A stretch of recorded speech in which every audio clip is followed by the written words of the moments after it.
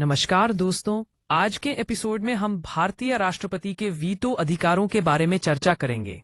ये शक्तियां कैसे काम करती हैं और इनके पीछे क्या तर्क हैं, ये सब जानेंगे। बिल्कुल।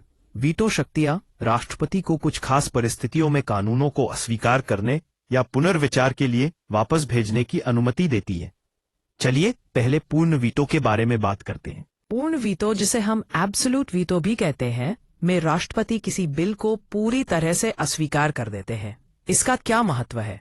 यह महत्वपूर्ण है क्योंकि इससे प्राइवेट मेंबर बिल या ऐसे बिलों को रोकने में मदद मिलती है जिन्हें नई सरकार आगे बढ़ाना नहीं चाहती। क्या आपको लगता है कि यह हमेशा सही होता है? यह एक दिलचस्प सवाल है। कभी कभी यह जरूरी हो सकता है, लेकिन इससे लोकतंत्र में चुनौतियां भी आ सकती हैं।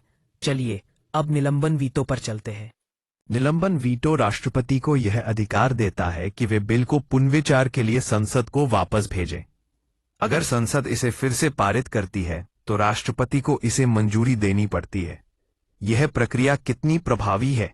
यह प्रक्रिया एक प्रकार से संतुलन बनाने की कोशिश करती है, लेकिन क्या यह कभी कभी संसद के काम में रुकावट नहीं डालती?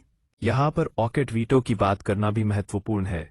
यह राष्ट्रपति को अनिश्चितकालीन रोक लगाने की शक्ति देता है। सही कहा आपने। पॉकेट वीटो सबसे शक्तिशाली माना जाता है। 1986 में राष्ट्रपति ज्ञानी ज़ैल सिंह ने इंडियन पोस्टल बिल पर इसका प्रयोग किया था। क्या आपको लगता है कि इस तरह की शक्तियों का दुरुपयोग हो सकता है? यह संभावना हमेशा रहती है, इसलिए इन शक्तियों का सही उपयोग होना आवश्यक है। तो आज हमने क्या सीखा? हमने भारतीय राष्ट्रपति के वीटो अधिकारों के विभिन्न प्रकारों पर चर्चा की, जैसे पूर्ण वीटो, निलंबन वीटो और पॉकेट वीटो। ये शक्तियां न केवल राष्ट्रपति के अधिकारों को दर्शाती हैं, बल्कि हमारे लोकतंत्र की संरचना को भी प्रभावित करती है। सही कहा आपने। हमें उम्मीद है कि आप सभी को यह चर्चा पसंद आई होगी। अगले एपिसोड में हम एक और दिलचस्प विषय पर बात करेंगे। तब तक के लिए धन्यवाद।